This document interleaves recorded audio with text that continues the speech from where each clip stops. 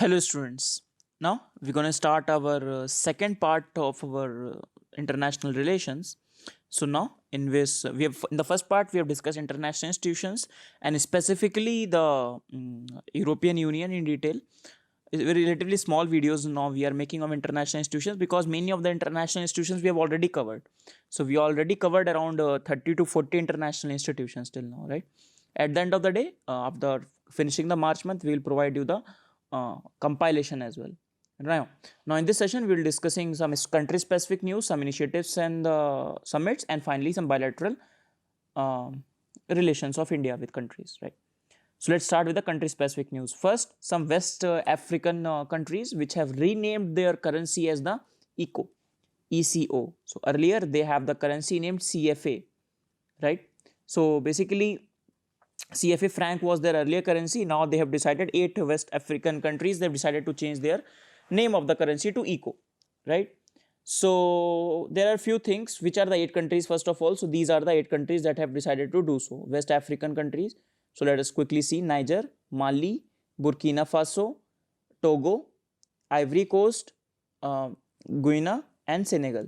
Apart from this Guyana, all the countries are earlier the French colony, right? So a root of colonialism it was there.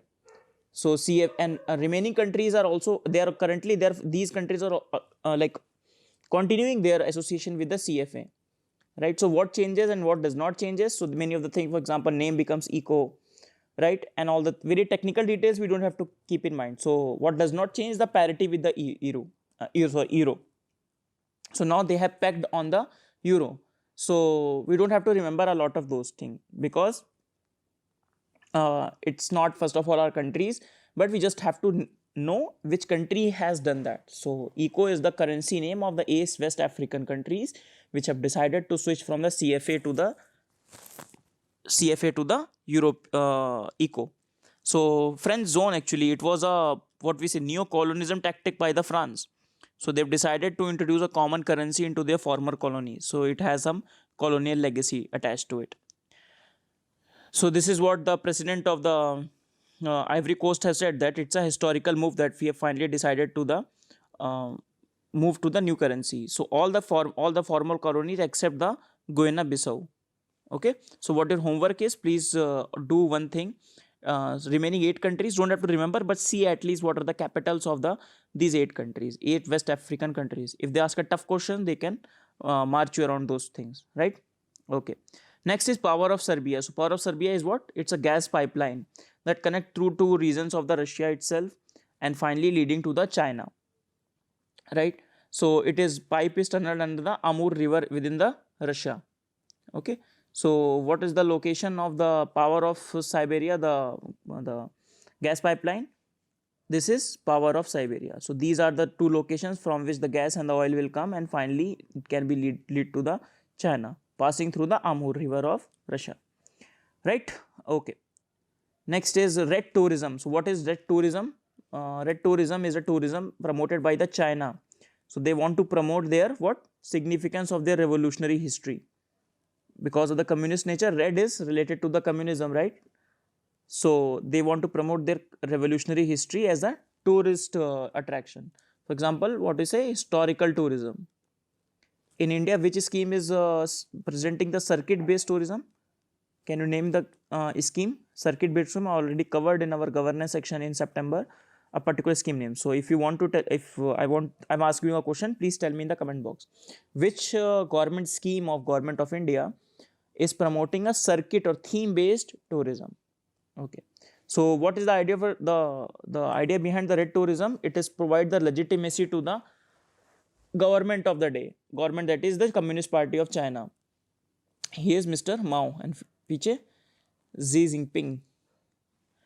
Okay, now very small 3 initiatives we have seen a country level. Now we'll see some summits and initiative. Firstly, starting with 16 plus for format. I've given you a hint in the last time when we are discussing about the European Union. So 16 plus 1, or now it is called 17 plus 1 format. It is the Chinese engagement with the Central and the East European countries. Whether you call them CE or CEE, doesn't matter. So these are the Central and Eastern European countries. So China is making inroads with these countries, right? Its latest summit was in the Croatia, Dubrovnik. It's in the Croatia. So 17th country is 17 country they have decided finally to include. I think Greece they have included in their discussion. Okay, I'm not sure. I'll get back to you. So finally, that's what there 60. So the question will be there 16 plus 1 and the 17 plus 1. The question will be, these are the institutions by the Chinese engagement with the Central and the East European countries. Okay, so this is that. Quickly we'll see. So which are the 16 plus 1 countries? So these are the, yes, the Greece is there. Definitely Greece is there. I was just confused, but Greece is there because these are the 16 plus 1 countries. Now 17 countries that I have included is the Greece, right? So these are the countries. Okay, many of the countries you can see the part of the European Union as well, and that is why many consider that European Union is under threat by the China's extending footprints into the European Union. Many of the countries are thinking to pull away from the European Union, join two things: first China, and second also because many of the countries are also part of the extended USSR, earlier USSR. So a lot of pull and push factors happening in the central and East European countries, right? In fact, very geopolitical, very important region for the world. So next is International Geological Congress. So International Geological Congress, not very important I'll say, but India has become the second, for only first Asian country to hold it twice. So it will be held in the March 2020 in India. Obviously the theme will be geoscience, basic science for sustainable development, and some what will be the nodal agency in India? Obviously GSI, that is Geological Survey of India. So it will be the nodal agency for heading up this International Geological Congress, and I don't think much relevance is there, more relevance. Next is UN backs Russia on the Internet Convention. So we have already discussed Russia-led Internet Convention on the cyber crime, right? Cyber security I should say. So United Nations has also backed it. Some of the votes have gone for the Russia, right? That aims to create a new convention on the cyber crime, right? So they have General Assemblies approved the resolution sponsored by the China and backed by the Russia, sponsored by the Russia and backed by the China, which will set up a committee of the international experts in 2020. So currently India has not participated in the negotiation, and that is why, just like we missed out on the Budapest Convention, we are not part of this particular convention at the starting level. One of the stronger problems with the Budapest Convention was that because we were not part of it. So other convention, this is not Budapest Convention, this is rival to Budapest Convention I should say, right? So Russia has started its own idea of the cyber crime, cyber security treaty, right? It got vote of 79 to 60, right? So we have already discussed this, so just let's quickly revise it. So Russia led resolution on cyber crime. So Russia has proposed this particular treaty going into the United Nations, and it is seen as an alternative to the Budapest Convention, as I discussed.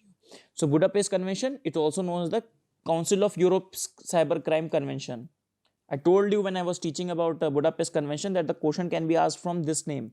So Council of the Europe Cyber Crime Convention. So what is this? This is nothing but the Budapest Convention. Okay. So these are the conventions related to the cyber crime, cyber security. Okay. So please remember that. So India currently not the member of the first one, not the member of the second one. Next is Blue Dot Network. So important development in the terms of the world infrastructure or the global infrastructure, that Blue Dot Network. So it was launched on the lines of the ASEAN Summit. What is this? It is lined with the parameters of G20 principles for quality infrastructure investment. For example, one country investing in the other country, right? Just like BRI. So it is seen as an alternative to BRI. So just like BRI is characterized by opaqueness, non-transparency, and predatory debt trap diplomacy, debt trap strategies, checkbook diplomacy, or these things of China, this Blue Dot Network is a initiative by the other countries to provide an alternative to BRI. So when they will be doing some investment in the infrastructure, they will be based upon the idea of public consultation, transparency in funding, no debt traps, and basic environmental norms. Okay, so this is the global setting standards for the global infrastructure development through Blue Dot network. So if the question comes on the Blue Dot network, this much we need to know. So the benefit will be, obviously, if some project get the Blue Dot certification, it can attract some private funding also. Obviously, now private player, we believe that it has some global standards. Now they can invest for the better returns, right? And they don't have to depend upon the state level alone. Importance, it is seen as an alternative to the predatory lending and the debt trap diplomacy of the China. Getting my point? So the question comes on the Blue Dot network. So India and US have also pledged their allegiance. Okay, we will follow this Blue Dot network. It is not the India used Trump visit to India. So both of them have pledged their commitment to the Blue Dot network, right? So it can be a very potential question for our prelims, Blue Dot network. The next is Indian Ocean Dialogue. So this dialogue is initiative of the IORA, Indian Ocean Rim Association. We have discovered this in the October month current affairs. Indian Ocean Rim Association. It's a 1.5 track 1.5 discussion. So what is track 1.5 discussion? Between 1 and 2. 1 is between the government to government and 2 is between the non-state actors.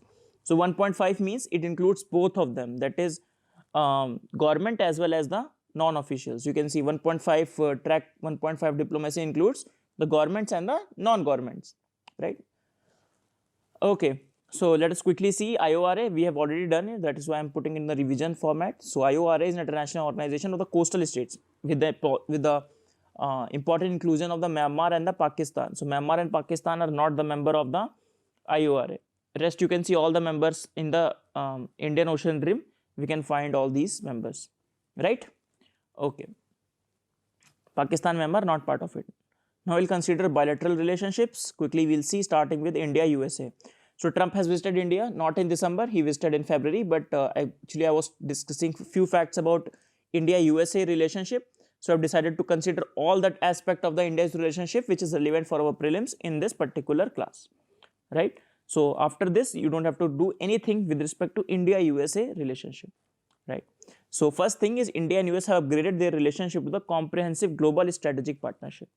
So you have to remember it, especially in the mains. So if you're asking India USA, if India, any question has comes on the India USA relationship, so first of all you need to know that we have upgraded our relationship to this level, right? Right. Then we have already know that US has approved India's status as the major defense partner. What we are taking from the USA, we are already covering in the defense. For example, 24 Seahawk submarine warcraft helicopter, Apache attack helicopter. I have already covered Apache helicopter in our defense, right? So what we are taking in a defense thing, we are already covered in our defense thing. Along with that, I am telling you the which country we are taking things from. For example, Israel, we are taking spies, bombs, like that. So both countries have shown interest in the concept of the Blue Dot network. We already discussed Blue Dot network, right? Obviously, US supports India's permanent membership in UNSC and NSG. Okay, so 2+2 mechanism, 2+2 meeting of India USA happened in the December. The second 2+2 summit. So first 2+2 summit happened in India. Second 2+2 happened in USA. So 2+2 mechanism we have already discussed. With country we already have 2+2 mechanism, right? So India and USA had the 2+2 at the ministerial level, and India and Australia have the 2+2 at the official level. We have discussed we've started 2+2 with respect to Japan at the ministerial level recently, right? What we need to remember, I've already discussed with you the significance of the 2+2 mechanism, right? So it is a part of the decoupling of the strategic relationships and the economic and other relationship. It becomes from personal chemistry to the institutional setup, and setups in high level institutional mechanism and focuses on the follow-up, right? So what are the decisions taken in the first 2+2 summit? The follow-ups is taken in the second one, right? So second happened in Washington DC. Our foreign minister and the defense minister went to the USA. So they talked about, first of all, industrial security annex. We'll discuss that in detail. Important one for prelims again, right? What is important for international relation in the prelims? They can ask you a small thing. They can ask you this, what is this, right? And under which country they have got an agreement. For example, India, USA.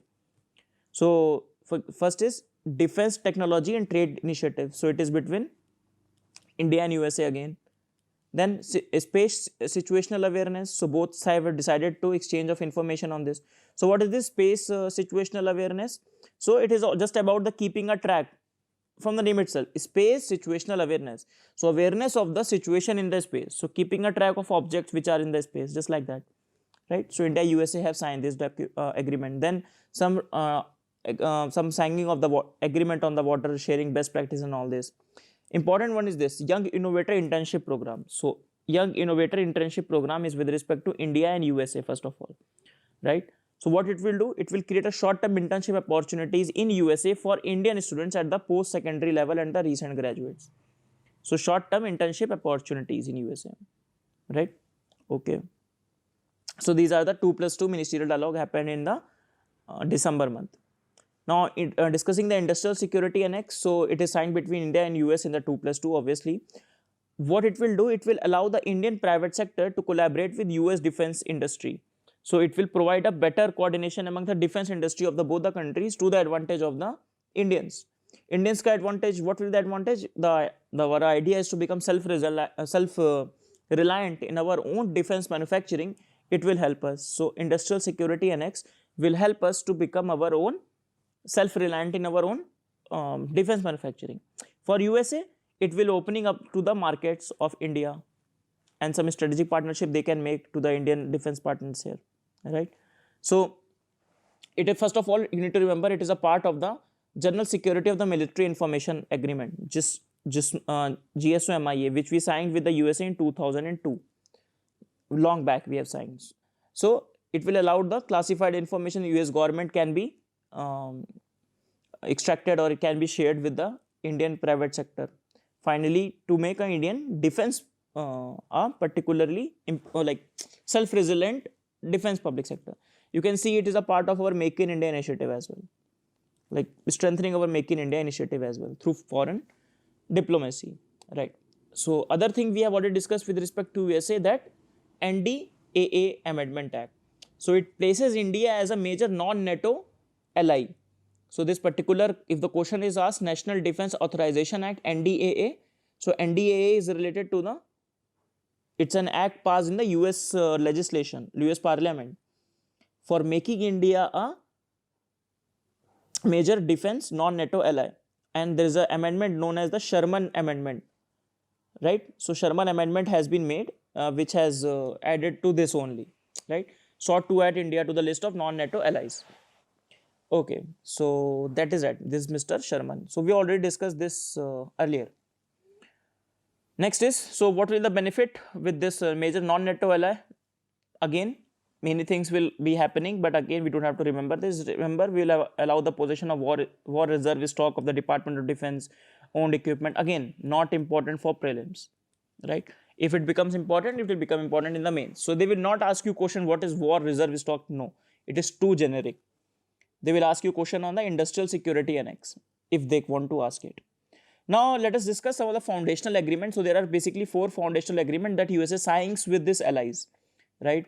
So we have already signed GSMOA, GSOMIA, then we have already signed LEMOA, LEMOA, then we have signed COMCASA in the first 2+2 ministerial conference. We have signed COMCASA.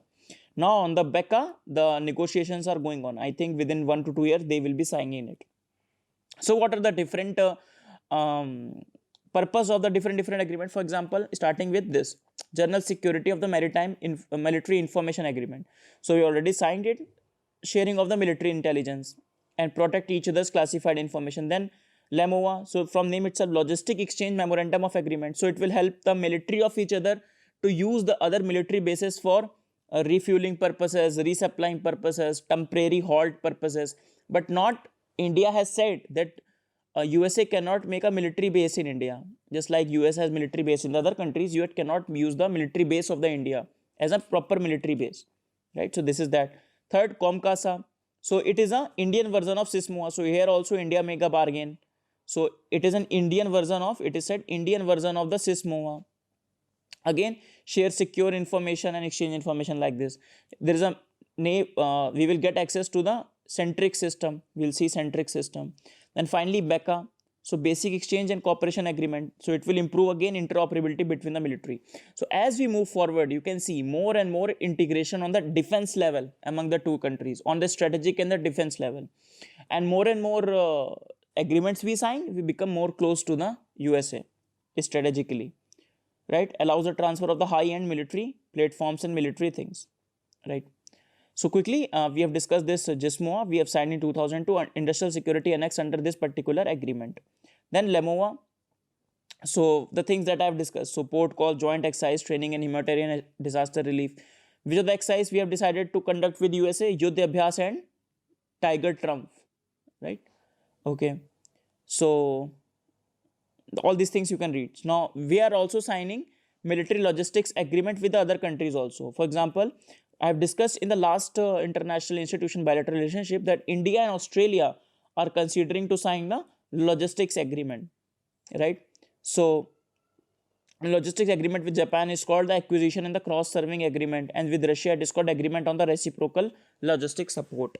So you just need to remember three countries. First USA, then three other countries, that is Australia. We are planning to do it, Japan and Russia. If they ask a tough question, they can ask you question on this, right? So name of the logistics agreement with Japan and the with Russia. So just keep in mind. The idea is the same, logistics, what military interoperability and all these things. Next is COMCASA. So again, it's an Indian version of the CISMOA. It was signed in the 2+2 dialogue last year. So it will be in the valid for the period of 10 years. It will provide a legal framework for the transfer of the communication security equipment from US to the India. So I was talking about the centric system. So India will get an access to the centric system of USA, and it will help in the more communication infrastructure and surveillance and all these things. So improved India's intelligence gathering of the India will improve, right? Next is BECA, the last one. So US decided for the early conclusion, India-US decided for the early conclusion of the BECA.